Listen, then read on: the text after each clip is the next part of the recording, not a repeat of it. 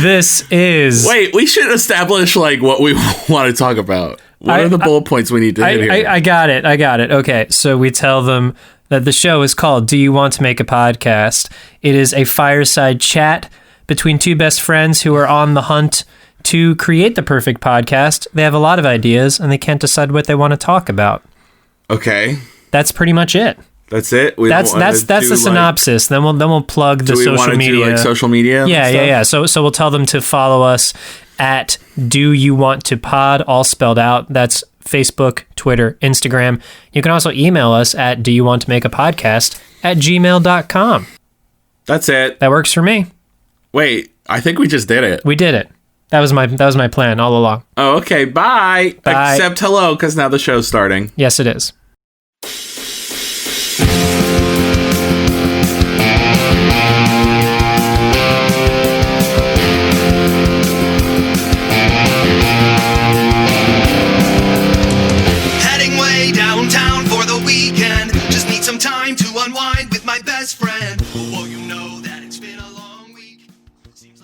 Dirty Pop.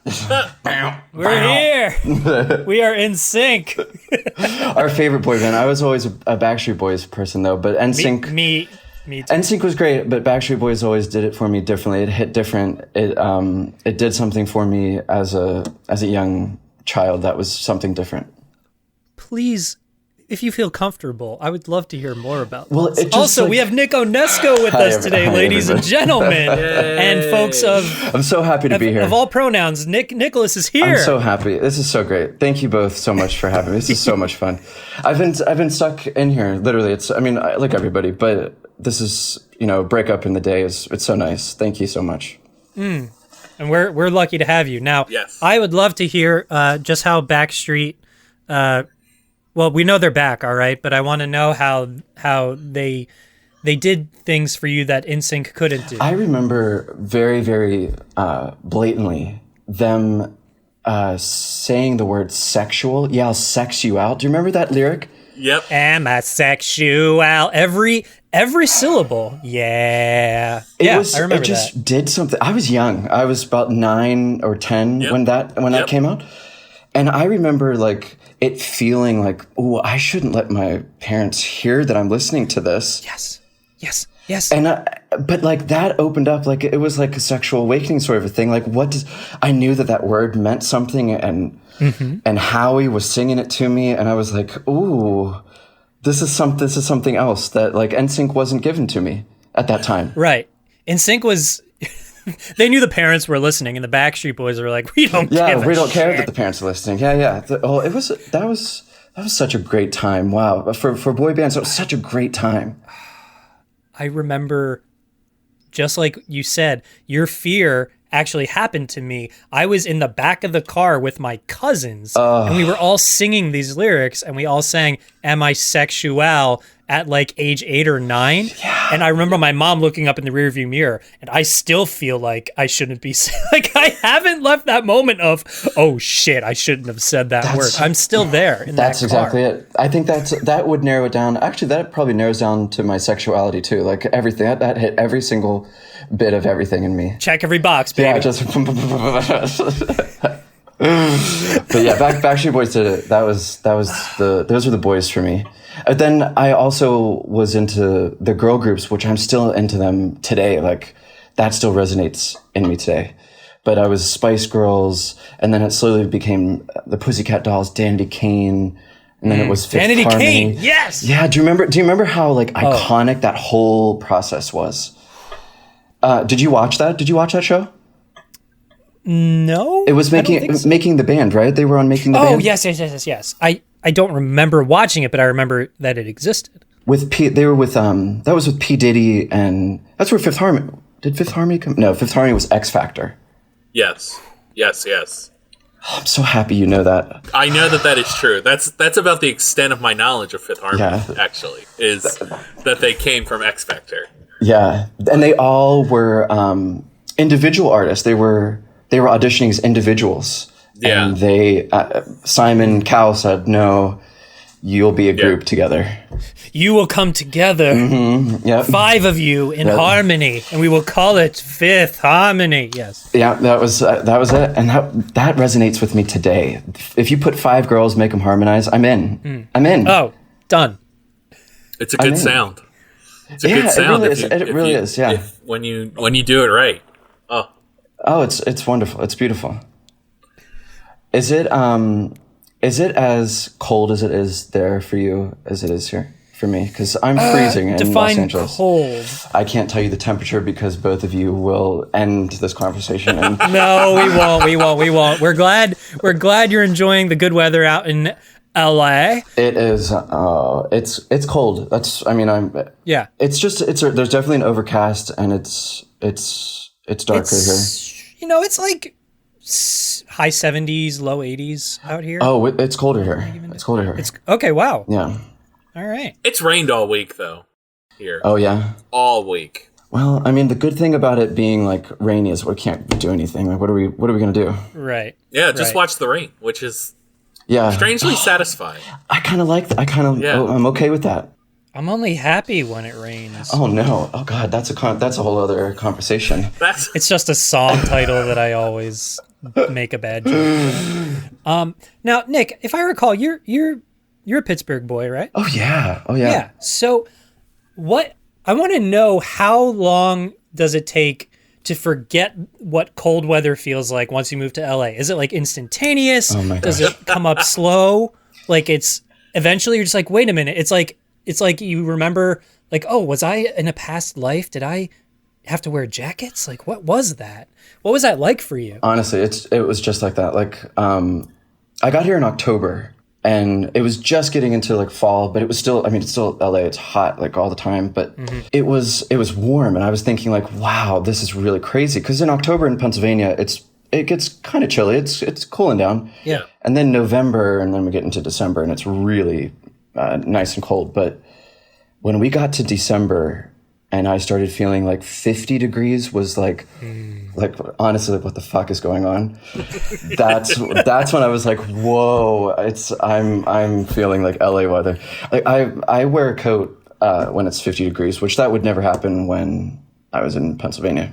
Right. You're out in shorts. You're like, whatever. Yeah. Oh, yeah. And you remember those boys that we grew up with. You might have even been those boys that would wear shorts in the snow. Like, it would snow and they'd wear shorts to school. Like, they just didn't really care. Like, that was just something that, like, I never even thought twice about. But really, have either of you ever been out here? I haven't. Okay. I have for a little bit. Yeah. It's quite nice. Where were you?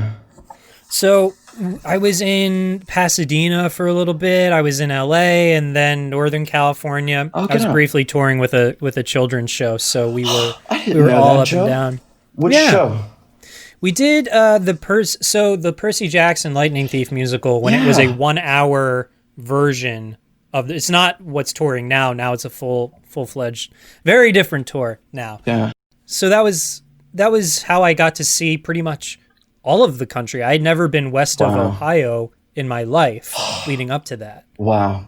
And then I got to drive across America on someone else's gas card. It was great. Yeah. You bussed the whole time? I wish. No, we drove the van. So we set the stage up, we tore the stage down, we packed the van, we drove the van. We did it all, baby. It was like, it was a rush. I mean, I was the perfect age for it. I was like 23, 24. Like, it was nothing, man. It was just really early shows, like 10 a.m. because it was for children. And it was like their school assemblies. We were like their thing they got to do instead of going to class. And it was this really cool thing where, like, yes, I know I'm potentially the first exposure these kids have had to theater, and that's beautiful. But goddamn, it is 10 a.m. and I'm supposed to be singing real high. And it's just like, oh, like I want to be like an ultimate millennial pinnacle of gratitude. But God, was it early. Did you ever do? I'm sure you did. Did you do the school the playhouse shows, like the summer shows? Yes. So Jim, I'm sure. I mean, you obviously know. We went to performing arts high school, and there was like the summer stock sort of things, and there were these children's shows, and those children's shows were that early, even earlier, I even think.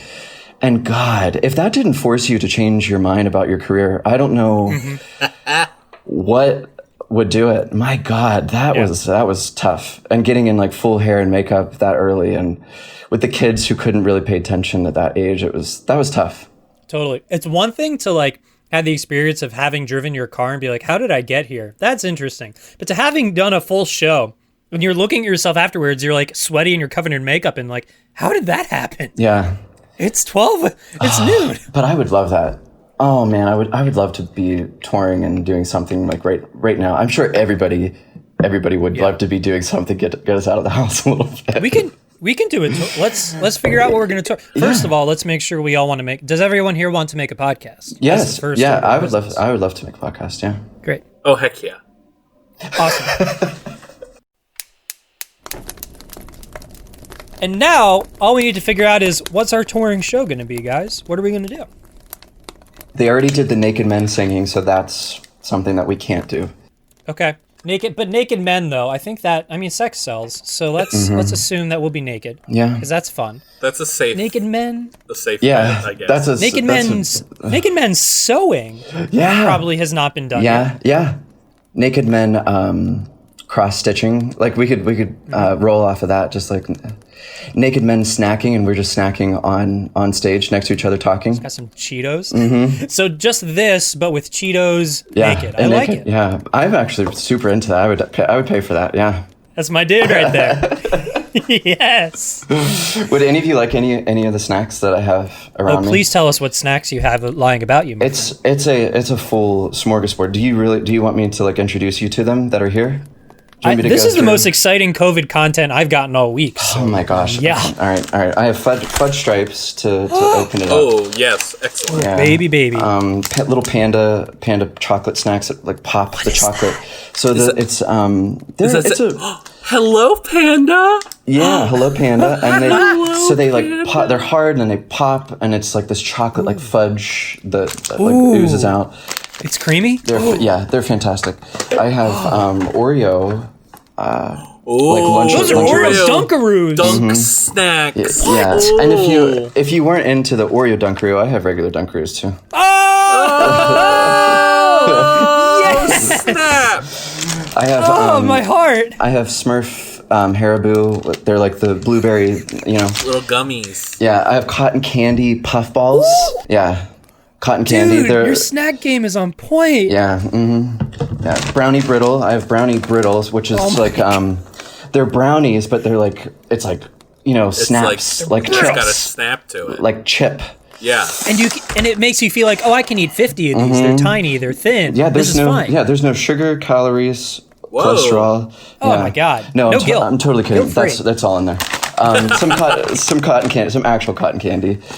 Nutty Buddies. Oh, those are the best. Yeah. Lucky Charms cereal bars. What? Yeah. Yes. Because they have the cream on the bottom and the marshmallows in them. Too. I have mega stuffed Oreos, which. Whoa. Yeah, mega stuff is different. It is different from the double stuff. It's. That's so much cream. Yeah. That's you're doing this quarantine right, my guy. Yeah. You really are. Some just regular gumballs if you need that. Fudge rounds. If you need fudge rounds, they're here. And then water.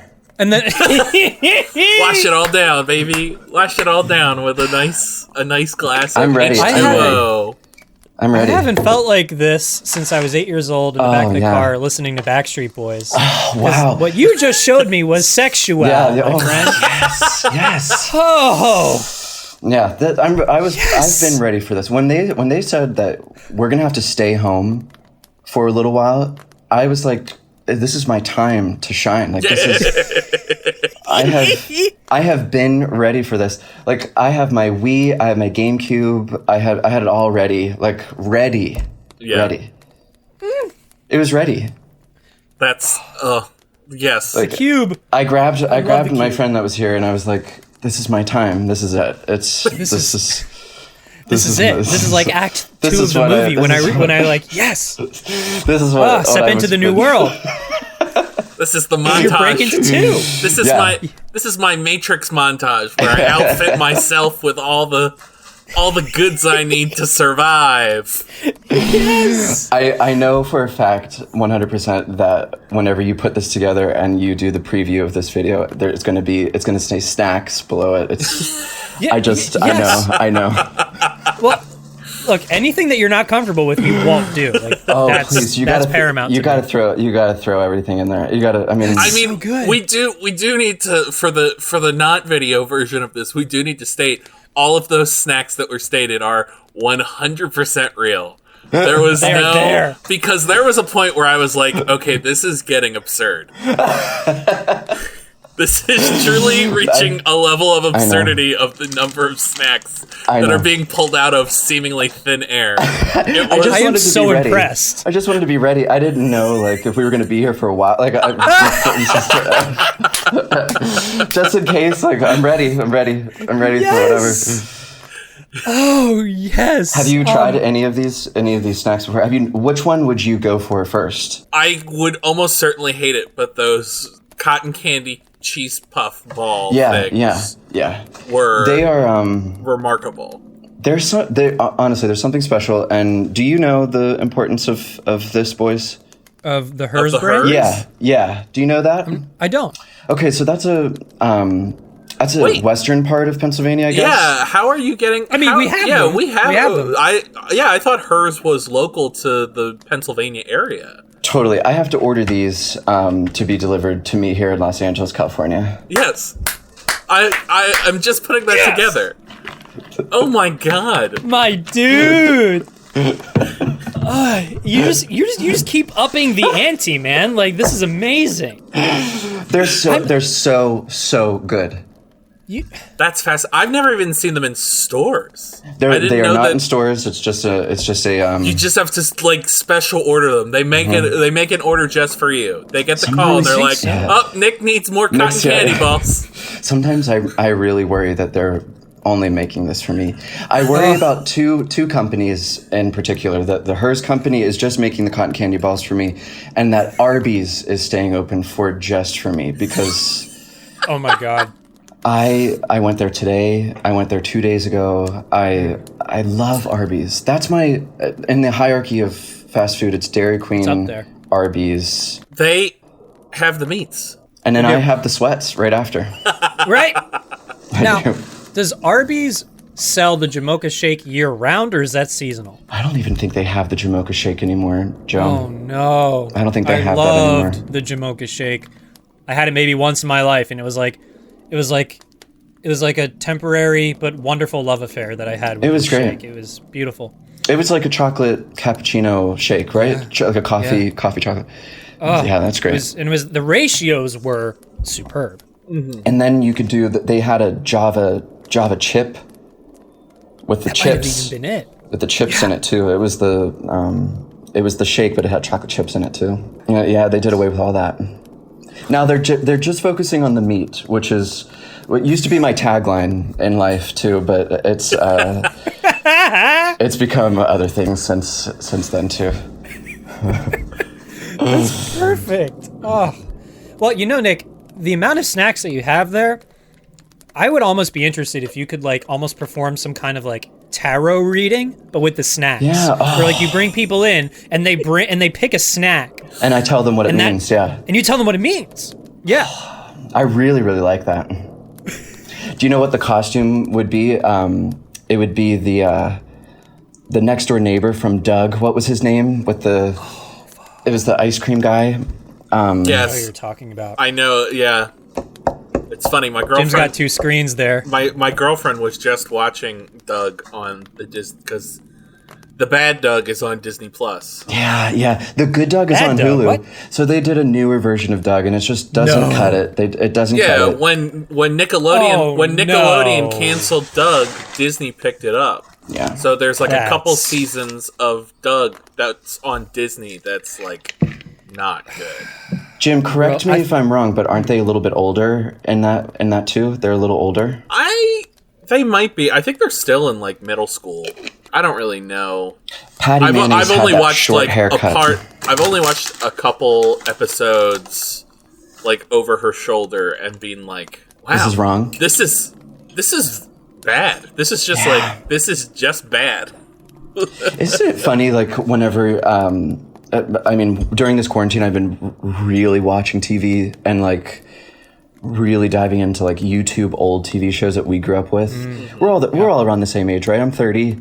So we're all around that. 28. Yeah. 28. So, we grew up with the same TV, but it's been really cool to like go back and like watch the shows that we grew up with and like see, wow, it's just not like that today. It's a whole new type of audience. It's a whole new entertainment style. It's very cool to see it, but gosh, I loved those shows when we were growing up. You know who's a really good Instagram follow is Craig Bartlett, the creator of Hey Arnold.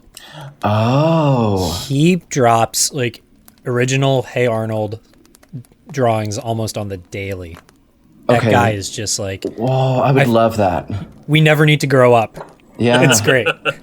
I've been Hey Arnold's on Hulu too, so you can watch all the original Hey Arnold stuff too. Oh, really? Heck yeah. Yeah, and I don't know if you do Amazon Prime. Yeah. They have Here and there. They have a Nick Hits channel, and it's all the Nickelodeon shows.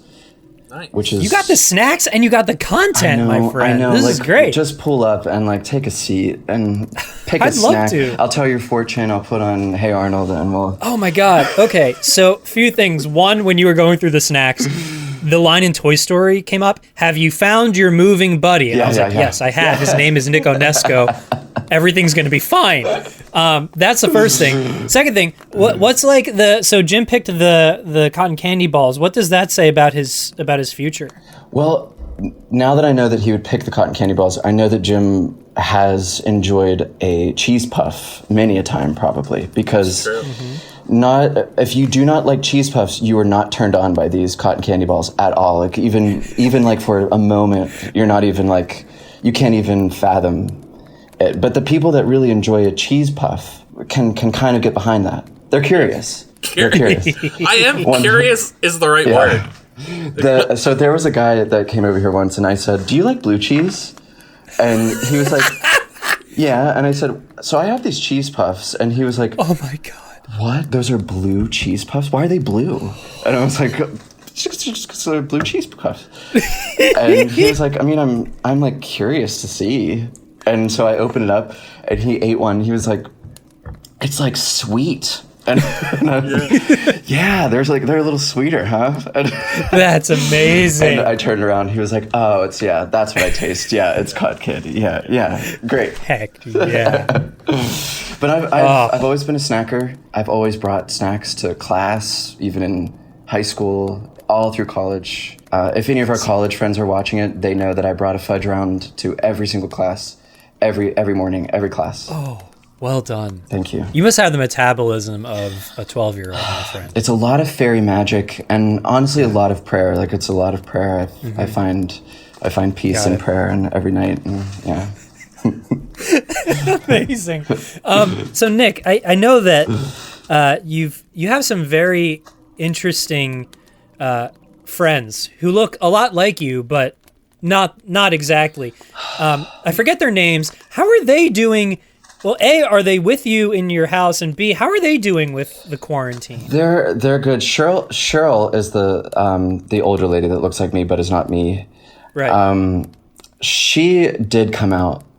I don't know if you had caught that. She did like a 20-minute Instagram live. Like, oh my gosh, it was so much fun. I've thought about doing like a murder mystery with her reading it and her trying to like, because she can't tell a story because she gets sidetracked and she doesn't know like the year, and it's hard. She doesn't know her age. She thinks that she was born 1803. She just doesn't. Would you honor us with a tiny sample? Oh yeah, absolutely. Something I'll give you something with what she would say to about like all of this in front of me, like what she says. Yeah. Like the world today or whatever. Yeah.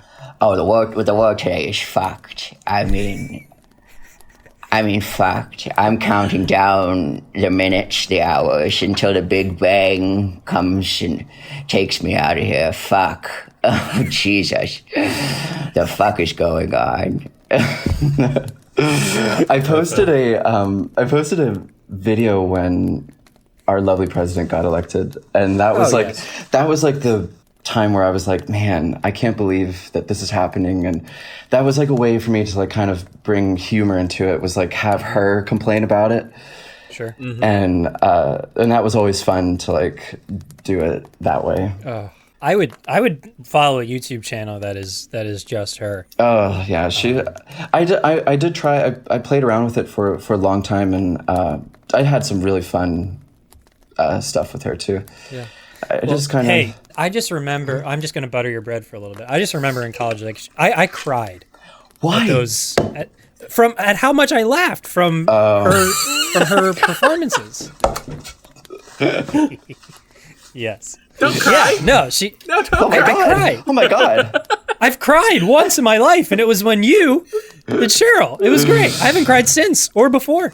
There's a video of me interviewing people at the St. Patrick's Day parade in Pittsburgh, and just going around to all the drunk people and interviewing them, and that's a really funny one. I like revisiting that one. Just me now. If there's a YouTube playlist of all these, like if there's a one link to get me like a bunch of Cheryl content, I would love that. I'll send it to you. There's a YouTube of her. It's going to be in the notes. Yes. Yeah. Show notes, baby. Heck yeah. I miss just like having that release. You had done characters, haven't you? I've not actually. I do a lot of voices. He likes to do impersonations.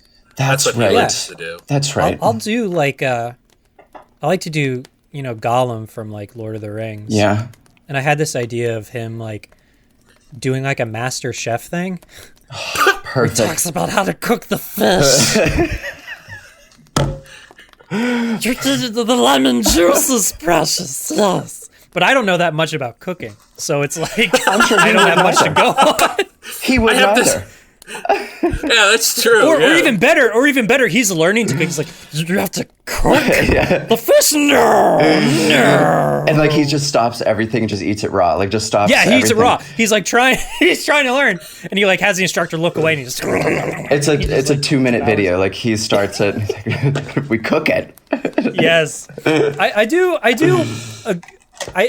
an impression of my friend's Christopher Walken impression. It's not a straight Christopher Walken impression. It's an impression of my friend's impression. Once removed. Once removed, because he always ends the sentences with "boom, baby." And Christopher Walken has never said "boom, baby" to end his sentences. But I love adding that on. People take that SNL skit, the cowbell. Yeah. Oh, and they'll like kind of elaborate off of that, and all the time. That's the impression I see when someone does him. That's the impression I see is those. I keep forgetting to do this, but I work a very corporate job these days to make the money. Nice. And it's very and they don't know what to do with me when I even make like a slightly funny joke or anything that would be like bland for the artistic crowd. But one of these days I mentioned I did a Christopher Walken impression. Yeah. And they thought it was funny. And I started like using Christopher Walken's voice to poke fun at corporate America during my corporate America job, during a corporate America meeting. And like it allowed me to relax. Yeah. And just make fun of the absurdity that is that world. And I'm afraid they might actually think that something is wrong with me, and they'll like have me like seek psychiatric attention, which I could benefit from. But it's such a release. It's such a release. Doing characters for sure. Yeah, it's just like drag work. Any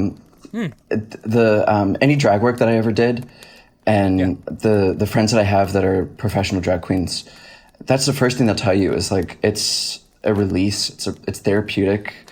You get to experience the world differently. You see the world differently. People see you differently when you're doing it. It's very therapeutic. It's a release. It's very nice.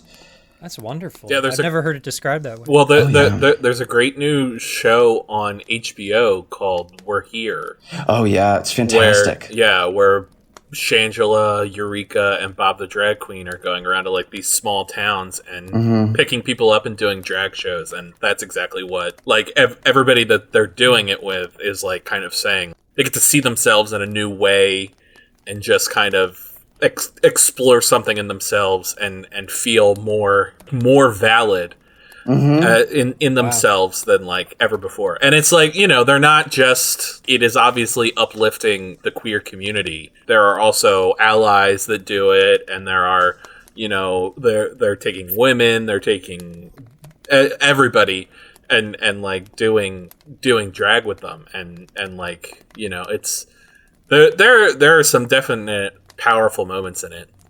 There really are. It's recommended viewing. I ate it all up. There's only like 5 episodes. It's very Tu Wong Fu. If you've ever seen Tu Wong Fu, if either of you have seen that, I haven't. It's Joe, you would love it.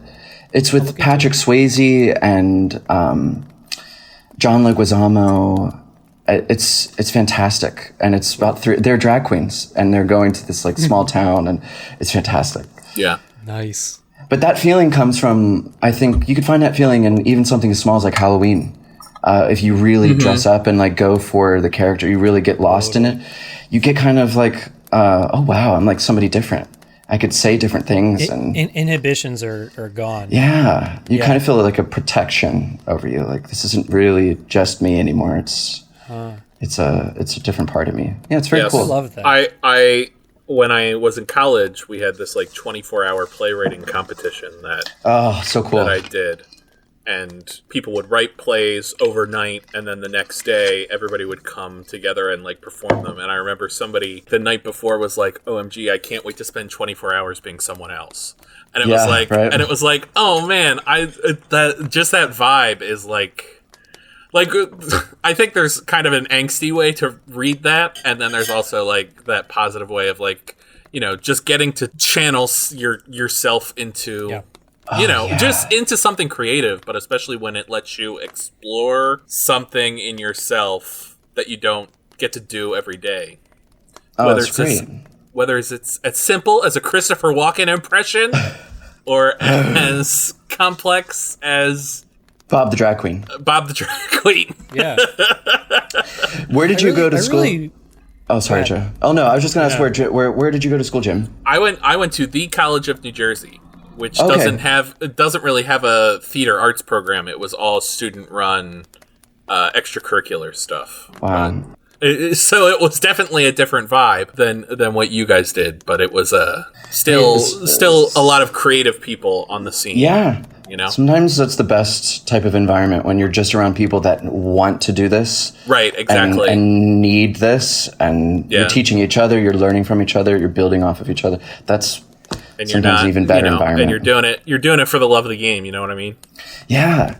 Absolutely. I think, I don't know, Nick, if you've had this experience where we went to school, but for the listener, I'm talking about Nick and I. we went to Point Park.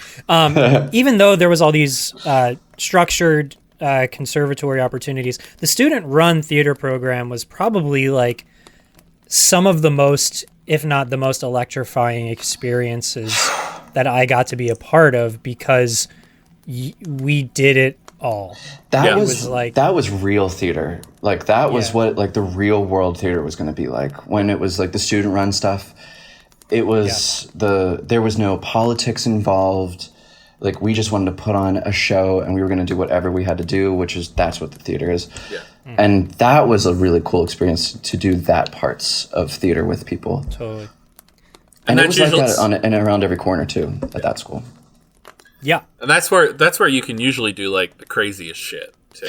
Oh my gosh. Yeah. Mm-hmm. It's a beautiful thing to have like had no responsibilities other than doing what you wanted to do without worrying about profit margins and tax codes and rent.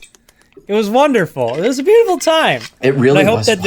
I hope that kids dealing with COVID, I hope they get their fair share of that, because while it isn't reality, it's really nice. Yeah. And I think if we got to have that, so I think it's only fair that other folks get to have it too. Yeah. I mean, I said I went to school a little bit later in life. I went to college at a later age. I started at 22 and I graduated at 25. Yeah. So I was a little bit of a different age bracket. Well, way different age bracket. I was like a full step ahead. Like when I was starting, people were leaving. Yeah. But I really found like that I enjoyed it more. I kind of cherished it more. Like I was like, this is what I'm focusing on. This is what I'm doing. And that kind of really helped me focus and do things a little differently. I think so, looking back on it now. I love that. I imagine little 18-year-old me would not be as there. Yeah. I can tell you from experience, 18-year-old me was not there. How old were you when we were in school together? That age. Like typical. Yeah. Yeah. Went in at 18, left at like 22. Wow. It's been that long, Joe. My gosh. How long has it been since we left that? 7 years? Something like that. Jeez. Oh God. Yeah, it was at least 6 years for me. But it also doesn't. But this is like the thing about like I think the friends I made in college, like it feels like no time has passed at all, which is just wonderful. Oh yeah, I still keep in touch. I still keep in touch with a lot of them too, which is really nice. And like you said, no time has passed whenever I plot back. Kind of like just this. Like my gosh. Yeah. Here we are. We're right back in it. Yeah. The last thing that we did, Joe. Do you remember the last thing that we did together? Please. Was it Legally Yes. Blonde? It wasn't that. Yes. Oh my God. That was fun. It was Legally Blonde. Jim, we did Legally Blonde. Legally Blonde, Joe? We did Legally that's Blonde. What I didn't know you did.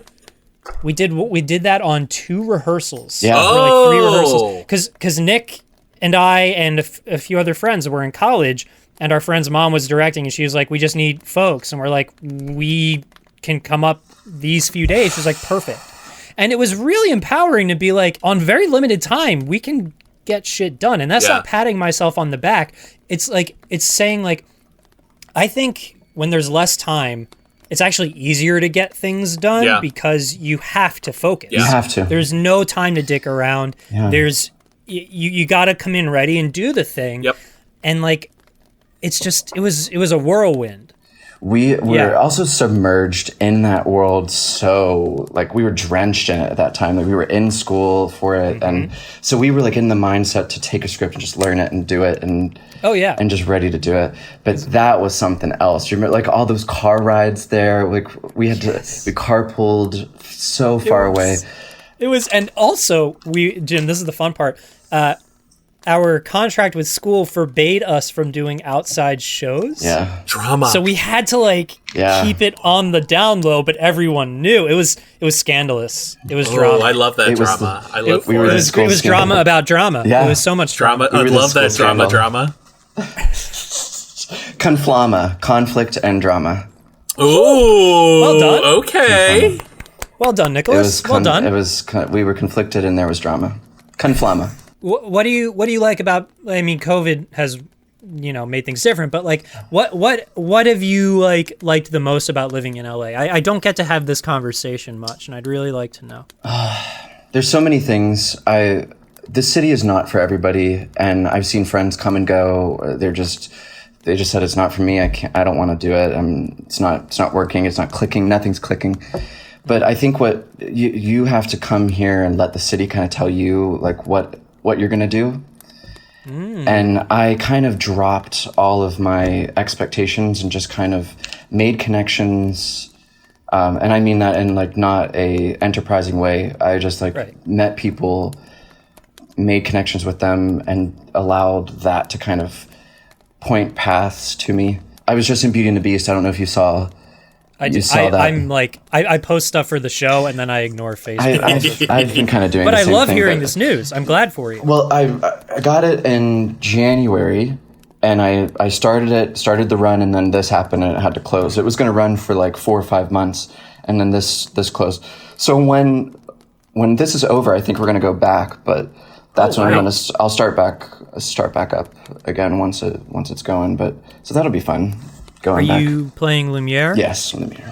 Hell yes, you are. Excellent. I don't know if you've ever seen Oh, you got a tat of the candles. Is that the man himself? Yeah, or is that just a candlestick? Well, it definitely is him, but I've played. This is my third time playing Lumiere, so Lumiere is it's a very special role for me. But outside of the theater world, I do. I'm a maitre d' in a big restaurant out here in Beverly Hills, and Jim, it is my gay dream.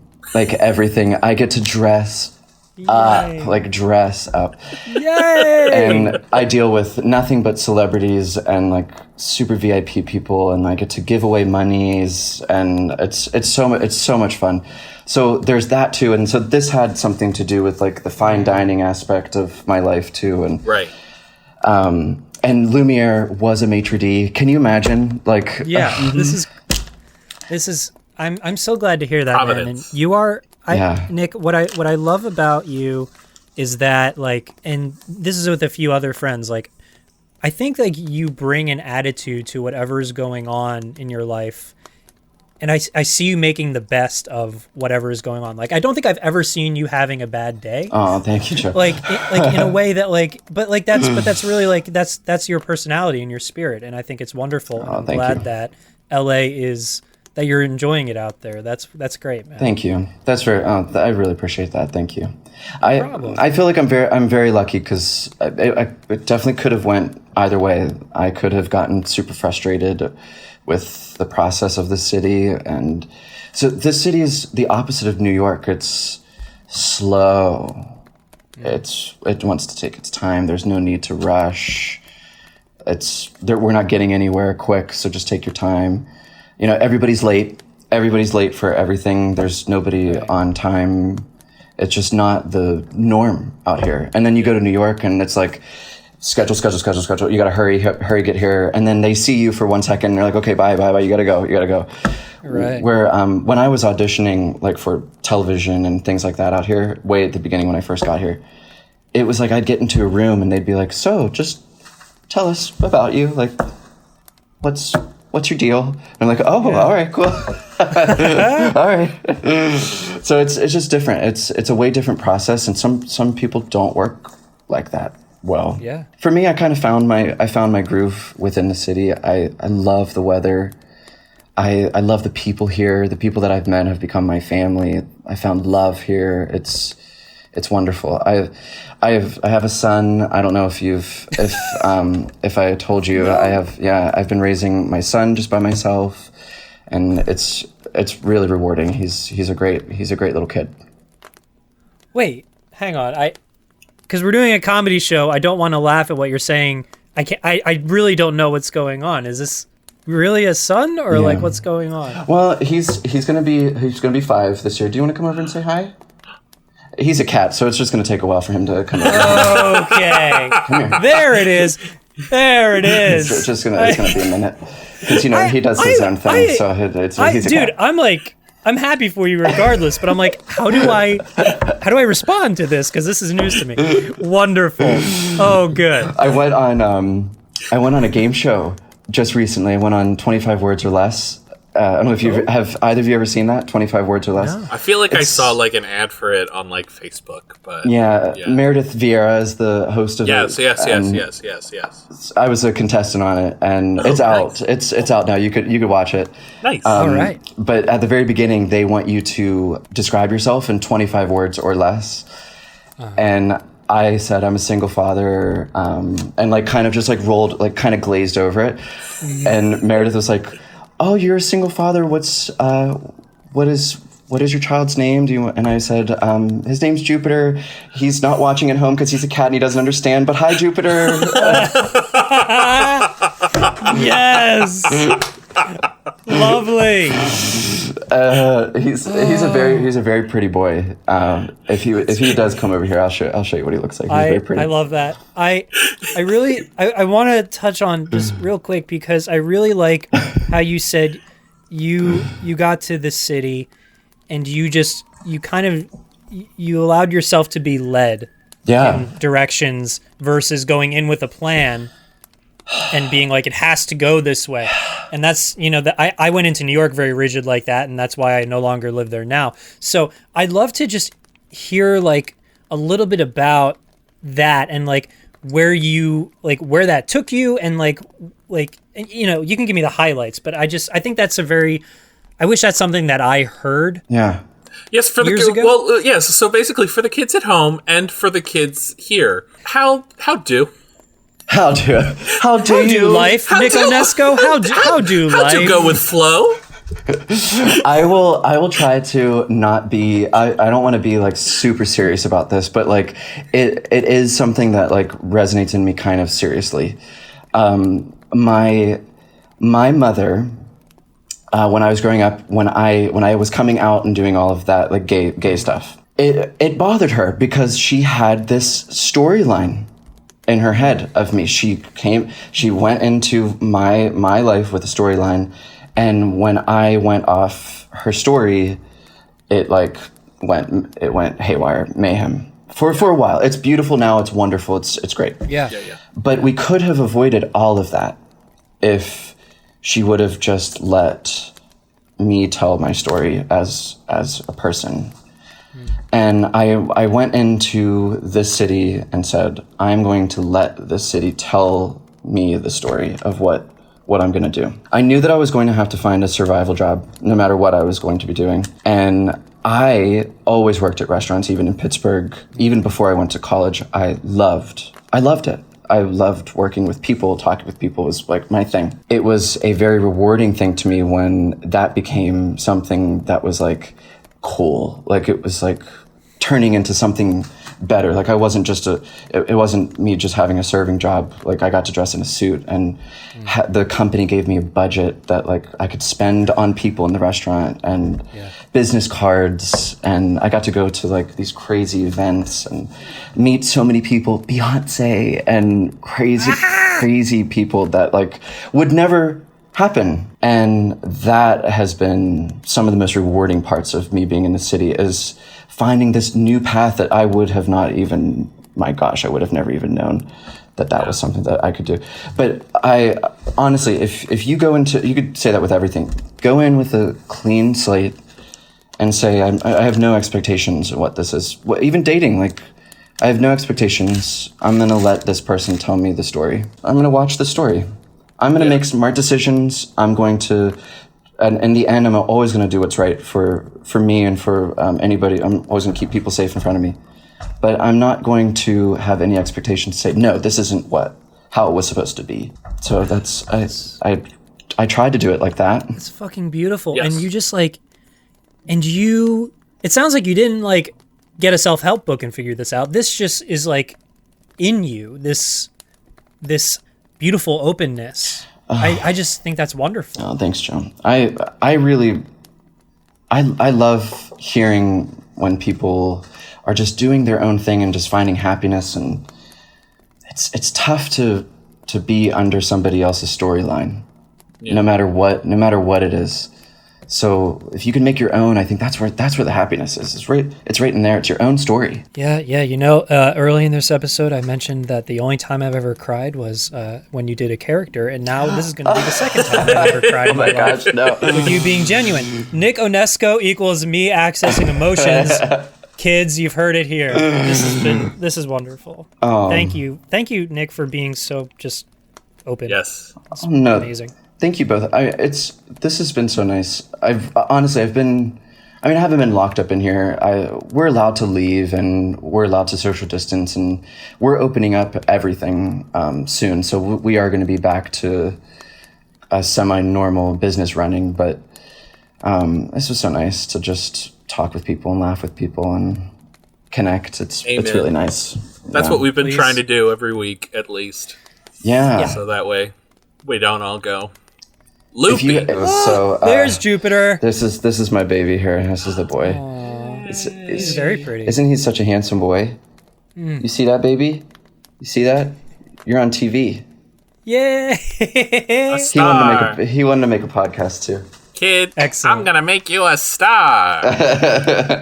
Oh, we didn't even bring up our only rule on this show, which is that we the rule we always break, and we kind of just broke it there, is we don't talk about the new Cats movie. But we invariably end up going on at length about the new Cats movie. But I'm glad we talked about Jupiter this time around. That's much It's a much better cat to discuss. Yeah, well, he went out for the audition, but they said no. They said no. Jennifer They're so Hudson misguided. took it, yeah, Jennifer Then they Hudson cast took it. Taylor Swift instead. Yeah, right. I got I got my friend. I don't know if I'm allowed to say this. I got my friend kind of super high, and you're allowed to say okay, totally. And he was like, "What should we watch?" And I said, "I'm not taking no for an answer. We're watching the new Cats movie." And he was like, "Wait, no, I don't think I want to do that." And I was like, "No, I said I'm not taking no for an answer. We're turning on the Cats movie." But like, we totally didn't do that. Oh my god. So this is interesting because the last episode we did with Rory and Chelsea, I think we're compiling a list of why this movie didn't work out. Their contribution was we didn't get to see buttholes, and now we learned that Jupiter wasn't put in the film. Yeah, and he tried. Mm-hmm. And okay, so I think we're really getting to the bottom of this. What a fucked up movie that was. That was fucked up. Did you actually see it? Did you see it? Oh yeah. Yes. What a fuck. Like, okay, I gotta tell you both this. I love the musical Cats. Like, I love the musical. So I went into this thinking, like, okay, this is gonna be whatever, but I still like the musical. Like, I like the musical. I'm gonna be okay. And wow. That's fair. Yeah. Wasn't okay. It's a movie, Yeah, I guess so. and that's about That guy has to stop. What's his name? Hooper. Tom Hooper. He's got to stop because Les Mis didn't do it for me either. No, yeah, amen. And I like Les Mis. I was kind of excited for that, but Joe and I saw it together. We were oh wow, we were like, what's going on? yeah. And where are we going? yeah. Why Can I only see people's faces? Ooh. It's like, this is a theater piece. I need to see the whole body emote. That was Cats. That was Cats. Yeah, The face. Yeah, he did do it. Face over the. He did it a lot in Cats, especially considering Cats is, before anything else, is a dance piece. Really, That's true. That's true. Dancing first. There was still a lot of dance in it, but like, we spent a lot of time looking at weird people's faces. Yeah, weird faces on those bodies. Are we so over time? I'm so sorry. No. Is there anything in particular you want to plug, either professionally, creatively, whatever, for the kids at home? Like, is there anything that they should be looking at? Don't want to bring the room down too much, but today is Brianna's 27th birthday. She was the victim of that senseless murder in her own home for no reason. I posted a link on my Facebook for her and to get justice for the police officers that did that. But I would love if anybody could take just 15 seconds and do that for her. And if you go on my Facebook, I have a lot of great petitions and resources that you can go to too. I'm trying to use every platform that I can to get the word out for this. I feel like things are starting to happen. Like I see things that I didn't see before, and it's really beautiful to see people coming together the way that they are. But I feel like we are in the middle of a revolution, and it's something so nice to feel that. I feel it. So But we need to keep talking about it and keep our foot on the gas. You know what I mean? Because I think don't lose momentum. Yeah, that's the thing that is dangerous right now. Is people are like, okay, we did it, we're good, and it's like, no, nay. I put a black square, on my profile. That's enough. But oh my gosh, it's so much more, and this is a great momentum. It's a huge push. Yes. Every state protested. It's a huge push. I was talking about this with another friend and guest of the show, Keith Karam, the other day. How I hope that this momentum also results in voting at the local level. Yeah.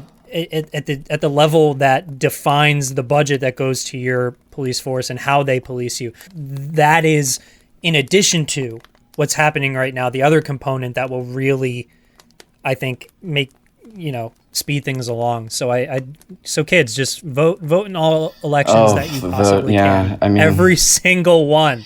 Even if you do the automatic democratic vote, just let it vote for you. Like, that's great. Yeah, it's great. Do it. Right on. We should stress that we support our friends of color, especially the Black Lives Matter movement, and we hope that all listening will take as many actions as they possibly can in this time. Yeah. And the links are on my Facebook page. I've been posting links. Nick's been posting links. We've all been posting links. We'll be sure to post some links in this show as well. Yeah. Thanks for doing that, Joe. Thanks for using your voice like this too. It's you too, Jim. Thank you so much for promoting that. I think it's something that the white community needs to do. Because they're so tired, and they're at the point where they don't believe that anything is going to happen this time. Like, what's different about this? So I kind of want this to be the time that this happens. Agreed. And we need to use our voice. And so thank you both. Thank you. Thank you. Yeah. I feel like I could do this for like 5 hours. Me too. I feel like I could do this forever. My gosh. I don't want to edit. I don't want to edit 5 hours of conversation. Respectfully. Fair enough. So with that, kids, instead of the usual stuff we will usually tell you to do, just please be kind humans, and and raise your voice. We've already said it. Raise your voice. Yes, please. Yes, please. All right. Bye, Mom. Bye, Mom. I love you. I love you all.